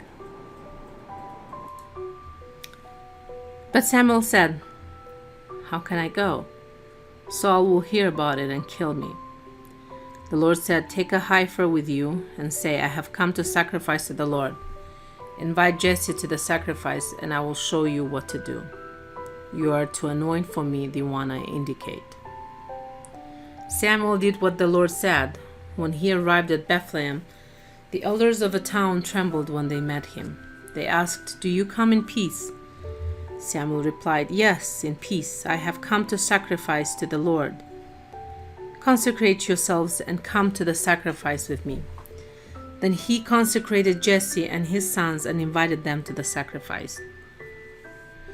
When they arrived, Samuel saw Eliab and thought, "Surely the Lord's anointed stands here before the Lord." But the Lord said to Samuel, "Do not consider his appearance or his height, for I have rejected him. The Lord does not look at the things man looks at. Man looks at the outward appearance, but the Lord looks at the heart." Then Jesse called Abinadab and had him pass in front of Samuel. But Samuel said, "The Lord has not chosen this one either." Jesse then had Shammah pass by, but Samuel said, "Nor has the Lord chosen this one." Jesse had 7 of his sons pass before Samuel, but Samuel said to him, "The Lord has not chosen these." So he asked Jesse, "Are these all the sons you have?" "There is still the youngest," Jesse answered, "but he is tending the sheep." Samuel said, "Send for him. We will not sit down until he arrives." So he sent and had him brought in. He was ruddy, with a fine appearance and handsome features. Then the Lord said, "Rise and anoint him. He is the one." So Samuel took the horn of oil and anointed him in the presence of his brothers. And from that day on, the Spirit of the Lord came upon David in power. Samuel then went to Ramah. Now the Spirit of the Lord had departed from Saul, and an evil spirit from the Lord tormented him. Saul's attendant said to him, "See, an evil spirit from God is tormenting you. Let our Lord command his servants here to search for someone who can play the harp. He will play when the evil spirit from God comes upon you, and you will feel better." So Saul said to his attendants, "Find someone who plays well, and bring him to me." One of the servants answered, "I have seen a son of Jesse of Bethlehem who knows how to play the harp. He's a brave man and a warrior. He speaks well and is a fine-looking man, and the Lord is with him." Then Saul sent messengers to Jesse and said, "Send me your son David, who is with the sheep." So Jesse took a donkey loaded with bread, a skin of wine, and a young goat, and sent them with his son David to Saul. David came to Saul and entered his service. Saul liked him very much, and David became one of his armor-bearers. Then Saul sent word to Jesse, saying, "Allow David to remain in my service, for I am pleased with him." Whenever the Spirit from God came upon Saul, David would take his harp and play. Then relief would come to Saul. He would feel better, and the evil spirit would leave him. Chapter 17. Now the Philistines gathered their forces for war and assembled at Succoth in Judah. They pitched camp at Ephes Dammim between Succoth and Azekah. Saul and the Israelites assembled and camped in the valley of Elah and drew up their battle line to meet the Philistines. The Philistines occupied one hill and the Israelites another, with the valley between them. A champion named Goliath, who was from Gath, came out of a Philistine camp. He was over 9 feet tall. He had a bronze helmet on his head and wore a coat of scale armor of bronze weighing 5,000 shekels. On his legs he wore bronze greaves, and a bronze javelin was slung on his back. His spear shaft was like a weaver's rod, and its iron point weighed 600 shekels. His shield bearer went ahead of him. Goliath stood and shouted to the ranks of Israel, "Why do you come out and line up for battle? Am I not a Philistine, and are you not the servants of Saul? Choose a man and have him come down to me. If he is able to fight and kill me, we will become your subject. But if I overcome him and kill him, you will become our subjects and serve us." Then the Philistine said, "This day I defy the ranks of Israel. Give me a man, and let us fight each other." On hearing the Philistines' words, Saul and all of the Israelites were dismayed and terrified. Now David was the son of an Ephrathite named Jesse, who was from Bethlehem in Judah. Jesse had 8 sons, and in Saul's time he was old and well advanced in years. Jesse's 3 oldest sons had followed Saul to the war. The firstborn was Eliab, the second Abinadab, and the third Shammah. David was the youngest. The 3 oldest followed Saul, but David went back and forth from Saul to tend his father's sheep at Bethlehem. For 40 days the Philistine came forward every morning and evening and took his stand. Now Jesse said to his son David, "Take this ephah of roasted grain and these 10 loaves of bread for your brothers and hurry to their camp. Take along these 10 cheeses to the commander of their unit. See how your brothers are and bring back some assurance from them. They are with Saul and all the men of Israel in the valley of Elah, fighting against the Philistines." Early in the morning, David left the flock with the shepherd, loaded up and set out as Jesse had directed. He reached the camp as the army was going out to his battle position, shouting the war cry. Israel and the Philistines were drawing up their lines facing each other. David left his things with the keeper of supplies, ran to the battle lines and greeted his brothers. As he was talking with them, Goliath, the Philistine champion from Gath, stepped out from his lines and shouted his usual defiance, and David heard it. When the Israelites saw the man, they all ran from him in great fear. Now, the Israelites had been saying, "Do you see how this man keeps coming out? He comes out to defy Israel. The king will give great wealth to the man who kills him. He will also give him his daughter in marriage and will exempt his father's family from taxes in Israel."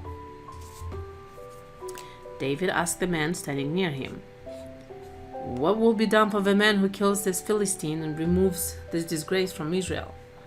Who is this uncircumcised Philistine that he should defy the armies of the living God?"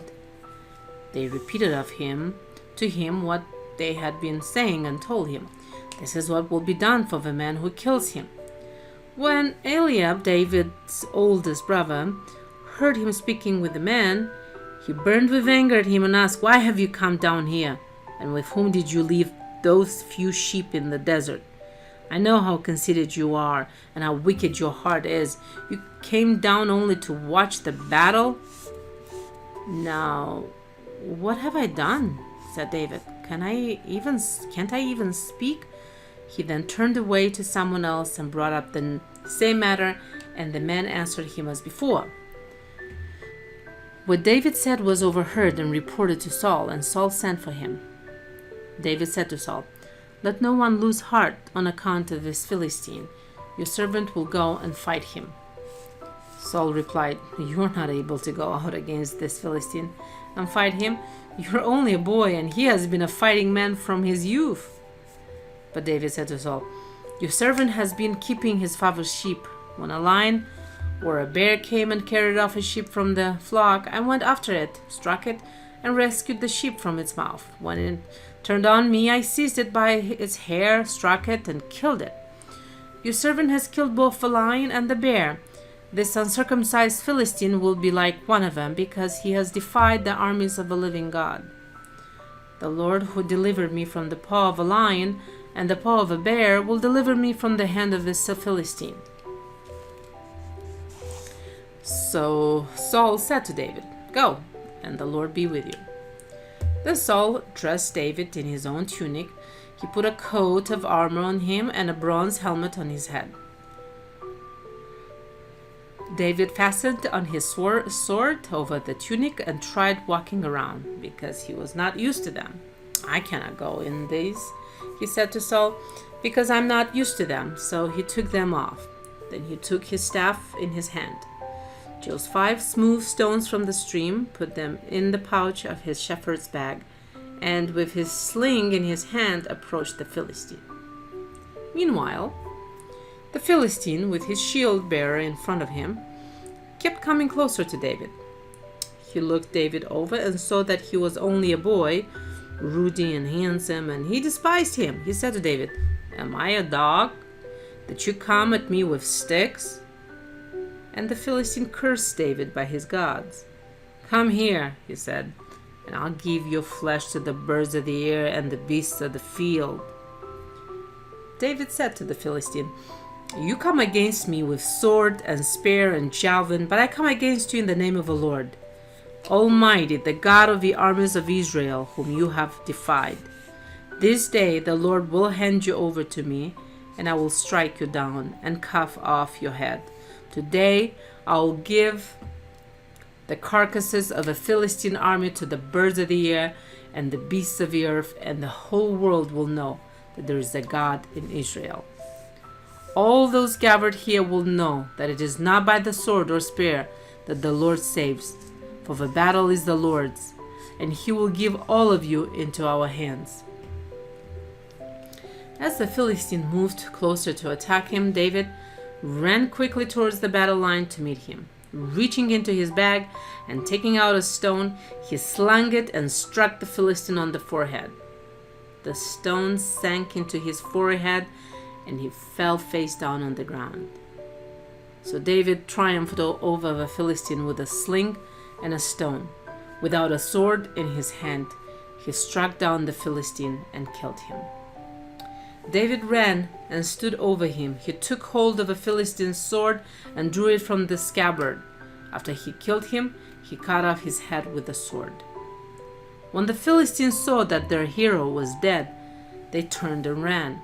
Then the men of Israel and Judah surged forward with a shout and pursued the Philistines to the entrance of Gath and to the gates of Ekron. Their dead were strewn along the Sharaim road to Gath and Ekron. When the Israelites returned from chasing the Philistines, they plundered their camp. David took the Philistines' head and brought it to Jerusalem, and he put the Philistines' weapons in his own tent. As Saul watched David going out to meet the Philistine, he said to Abner, commander of the army, "Abner, whose son is that young man?" Abner replied, "As surely as you live, O king, I don't know." The king said, "Find out whose son this young man is." As soon as David returned from killing the Philistine, Abner took him and brought him before Saul, with David still holding the Philistine's head. "Whose son are you, young man?" Saul asked him. David said, "I am the son of your servant Jesse of Bethlehem." Chapter 18. After David had finished talking with Saul, Jonathan became one in spirit with David, and he loved him as himself. From that day, Saul kept David with him and did not let him return to his father's house. And Jonathan made a covenant with David because he loved him as himself. Jonathan took off the robe he was wearing and gave it to David, along with his tunic and even his sword, his bow, and his belt. Whatever Saul sent him to do, David did it, so successfully that Saul gave him a high rank in the army. This pleased all the people and Saul's officers as well. When the men were returning home after David had killed the Philistine, the women came out from all the towns of Israel to meet King Saul with singing and dancing, with joyful songs and with tambourines and lutes. As they danced, they sang, "Saul has slain his thousands, and David his tens of thousands. Saul was very angry. This refrain galled him. They have credited David with tens of thousands, he thought, but me with only thousands. What more can he get but the kingdom? And from that time on, Saul kept a jealous eye on David. The next day, an evil spirit from God came forcefully upon Saul. He was prophesying in his house, while David was playing the harp as he usually did. Saul had a spear in his hand, and he hurled it, saying to himself, "I'll pin David to the wall." But David eluded him twice. Saul was afraid of David, because the Lord was with David, but had left Saul. So he sent David away from him and gave him command over 1,000 men, and David led the troops in their campaigns. In everything he did, he had great success, because the Lord was with him. When Saul saw how successful he was afraid of him. But all Israel and Judah loved David, because he led them in their campaigns. Saul said to David, "Here is my older daughter Merab. I will give her to you in marriage. Only serve me bravely and fight the battles of the Lord." For Saul said to himself, "I will not raise a hand against him. Let the Philistines do that." But David said to Saul, "Who am I? And what is my family or my father's clan in Israel that I should become the king's son-in-law?" So when the time came for Merab, Saul's daughter, to be given to David, she was given in marriage to Adriel of Meholah. Now Saul's daughter Michal was in love with David, and when they told Saul about it, he was pleased. "I will give her to him," he thought, "so that she may be a snare to him, and so that the hand of the Philistines may be against him." So Saul said to David, "Now you have a second opportunity to become my son-in-law." Then Saul ordered his attendants, "Speak to David privately and say, 'Look, the king is pleased with you, and his attendants all like you. Now become his son-in-law.'" They repeated these words to David, but David said, "Do you think it is a small matter to become the king's son-in-law? I'm only a poor man and little known." When Saul's servants told him what David had said, Saul replied, "Say to David, the king wants no other price for the bride than 100 Philistine foreskins to take revenge on his enemies." Saul's plan was to have David fall by the hands of the Philistines. When the attendants told David these things, he was pleased to become the king's son-in-law. So before the allotted time elapsed, David and his men went out and killed 200 Philistines. He brought their foreskins and presented the full number to the king, so that he might become the king's son-in-law. Then Saul gave him his daughter Michal in marriage.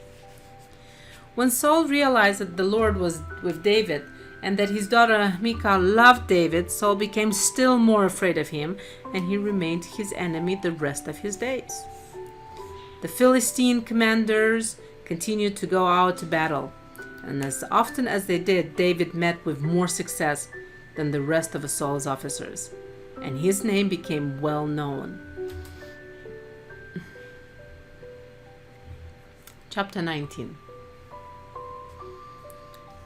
Saul told his son Jonathan and all the attendants to kill David, but Jonathan was very fond of David and warned him, "My father Saul is looking for a chance to kill you. Be on your guard tomorrow morning. Go into hiding and stay there. I will go out and stand with my father in the field where you are. I'll speak to him about you and will tell you what I find out." Jonathan spoke well of David to Saul his father and said to him, "Let not the king do wrong to his servant. David, he has not wronged you, and what he has done has benefited you greatly. He took his life in his hands when he killed the Philistine. The Lord won a great victory for all Israel, and you saw it. We're glad. Why then would you do wrong to an innocent man like David by killing him for no reason?" Saul listened to Jonathan and took this oath: "As surely as the Lord lives, David will not be put to death. So Jonathan called David and told him the whole conversation. He brought him to Saul, and David was with Saul as before. Once more war broke out, and David went out and fought the Philistines. He struck them with such force that they fled before him. But an evil spirit from the Lord came upon Saul as he was sitting in his house with his spear in his hand. While David was playing the harp, Saul tried to pin him to the wall with his spear, but David eluded him as Saul drove the spear into the wall. That night David made good his escape. Saul sent men to David's house to watch it on and to kill him in the morning. But Michal, David's wife, warned him, "If you don't run for your life tonight, tomorrow you will be killed." So Michal let David down through a window, and he fled and escaped. Then Michal took an idol and laid it on the bed, covering it with a garment and putting some goat's hair at the head. When Saul sent the men to capture David, Michal said, "He is ill."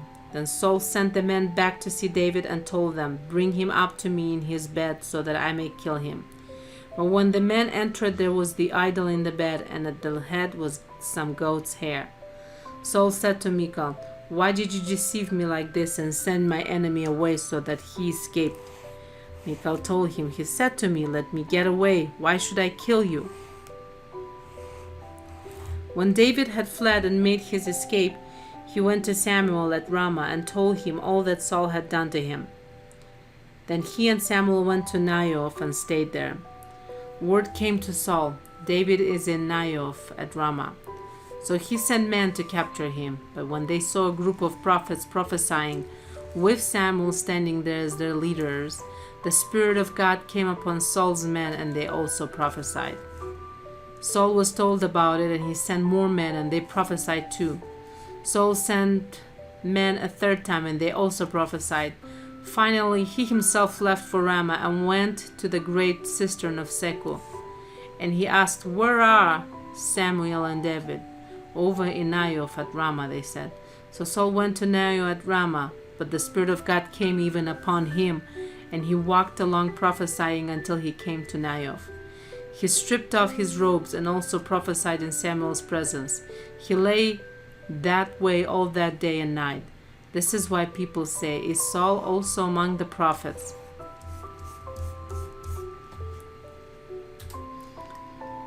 Chapter 20. Then David fled from Naioth at Ramah and went to Jonathan and asked, "What have I done? What is my crime? How have I wronged your father that he is trying to take my life?" "Never," Jonathan replied. "You are not going to die. Look, my father does not do anything, great or small, without confiding in me. Why would he hide this from me? It's not so." But David took an oath and said, "Your father knows very well that I have found favor in your eyes. He has said to himself, 'Jonathan must not know this, or he will be grieved.' Yet as surely as the Lord lives and as you live, there's only a step between me and death." Jonathan said to David, "Whatever you want me to do, I'll do for you." So David said, "Look, tomorrow is the new moon festival, and I'm supposed to dine with the king.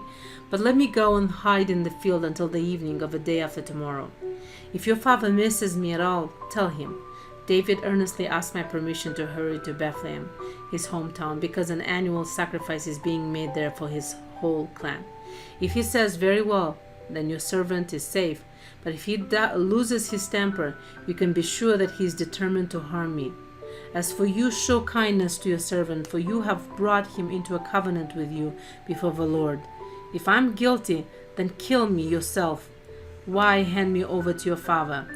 "Never," Jonathan said. "If I had the least inkling that my father was determined to harm you, wouldn't I tell you?" David asked, "Who will tell me if your father answers you harshly?" "Come," Jonathan said, "let's go out into the field." So they went there together.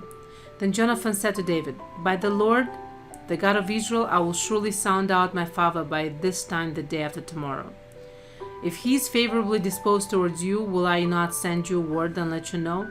But if my father is inclined to harm you, may the Lord deal with me, be it ever so severely, if I do not let you know and send you away safely." May the Lord be with you as he has been with my father. But show me unfailing kindness like that of the Lord as long as I live, so that I may not be killed, and do not ever cut off your kindness from my family, not even when the Lord has cut off every one of David's enemies from the face of the earth. So Jonathan made a covenant with the house of David, saying, May the Lord call David's enemies to account. And Jonathan had David reaffirm his oath out of love for him, because he loved him as he loved himself. Then Jonathan said to David, Tomorrow is the new moon festival. You will be missed, because your seat will be empty. The day after tomorrow, toward evening, go to the place where you hid when this trouble began, and wait by the stone Ezel. I will shoot 3 arrows to the side of it, as though I were shooting at a target. Then I will send a boy and say, Go find the arrows. If I say to him, Look, the arrows are on this side of you, bring them here. Then come, because as surely as the Lord lives, you are safe. There's no danger. But if I say to the boy, Look, the arrows are beyond you, then you must go, because the Lord has sent you away. And about the matter you and I discussed, remember, the Lord is witness between you and me forever. So David hid in the field, and when the new moon festival came, the king sat down to eat. He sat in his customary place by the wall, opposite Jonathan, and Abner sat next to Saul, but David's place was empty. Saul said nothing that day, for he thought, something must have happened to David to make him ceremonially unclean. Surely he is unclean. But the next day, the 2nd day of the month, David's place was empty again. Then Saul said to his son Jonathan, Why hasn't the son of Jesse come to the meal either yesterday or today? Jonathan answered, David earnestly asked me for permission to go to Bethlehem. He said, Let me go, because our family is observing a sacrifice in the town, and my brother has ordered me to be there. If I have found favor in your eyes, let me get away to see my brothers. That is why he has not come to the king's table. Saul's anger flared up at Jonathan, and he said to him, You son of a perverse and rebellious woman, don't I know that you have sided with the son of Jesse to your own shame and to the shame of a mother who bore you? As long as the son of Jesse lives on this earth, neither you nor your kingdom will be established. Now send and bring him to me, for he must die. Why should he be put to death? What has he done? Jonathan asked his father. But Saul hurled his spear at him to kill him. Then Jonathan knew that his father indeed intended to kill David. Jonathan got up from the table in fierce anger. On that 2nd day of a month he did not eat, because he was grieved at his father's shameful treatment of David. In the morning Jonathan went out to the field for his meeting with David. He had a small boy with him, and he said to the boy, Run and find the arrows I shoot. As the boy ran, he shot an arrow beyond him. When the boy came to the place where Jonathan's arrow had fallen, Jonathan called out after him, Isn't the arrow beyond you? Then he shouted, Hurry, go quickly, don't stop. The boy picked up the arrow and returned to his master.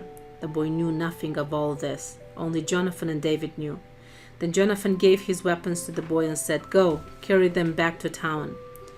After the boy had gone, David got up from the south side of a stone and bowed down before Jonathan 3 times, with his face to the ground, and they kissed each other and wept together, but David wept the most. Jonathan said to David, Go in peace, for we have sworn friendship with each other in the name of the Lord, saying, The Lord is witness between you and me, and between your descendants and my descendants forever. Then David left, and Jonathan went back to the town. Thank you, Father, for your grace and mercy that we were able to complete day 10 today and read through Judges 20 and Samuel 20, and read the story of Ruth, and read also about Samuel and King Saul and King David. Thank you, Father. We pray that you'd bless your word unto our soul, Lord. In the name of Jesus Christ, thank you for the Holy Spirit. Amen.